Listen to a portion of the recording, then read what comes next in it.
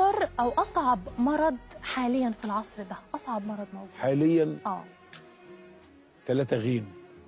3 غين. اذا توفروا في واحد بيبقى علاجه صعب جدا. ايه هم؟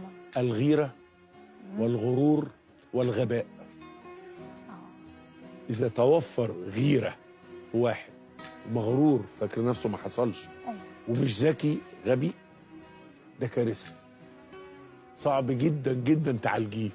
صحيح. لان هو عنده قناعه ان هو احسن واحد في الدنيا. صحيح. مغرور وبيغير. طب ازاي هبقى ده؟ انا عايز ابقى احسن واحد.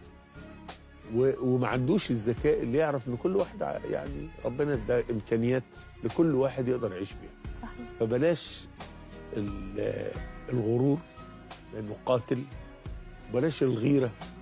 الغيره دي خلت واحد يقتل اخوه. طب قابيل وهابيل. قابيل وهابيل. خلت اخوات يرموا اخوهم في البير.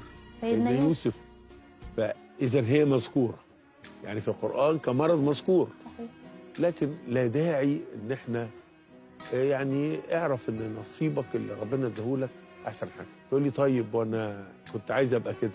طب ما كويس لو بقيت كده تروح في داهيه. تروح في داهيه. لماذا؟ انت غير مستعد لكده.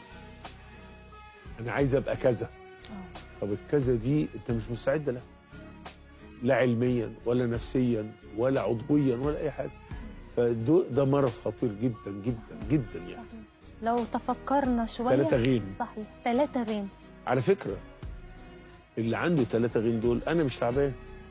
هو اللي تعبان. هو اللي تعبان. صحيح. هو اللي تعبان. صحيح. يعني هو لو فاق يبقى كويس جدا جدا جدا. دايما اللي بيغير عنده شيء من الغباء وعنده شيء من الغرور. طبعا. وهكذا المغرور عنده يعني شيء تقدري حضرتك تقولي شخصيه غير سويه.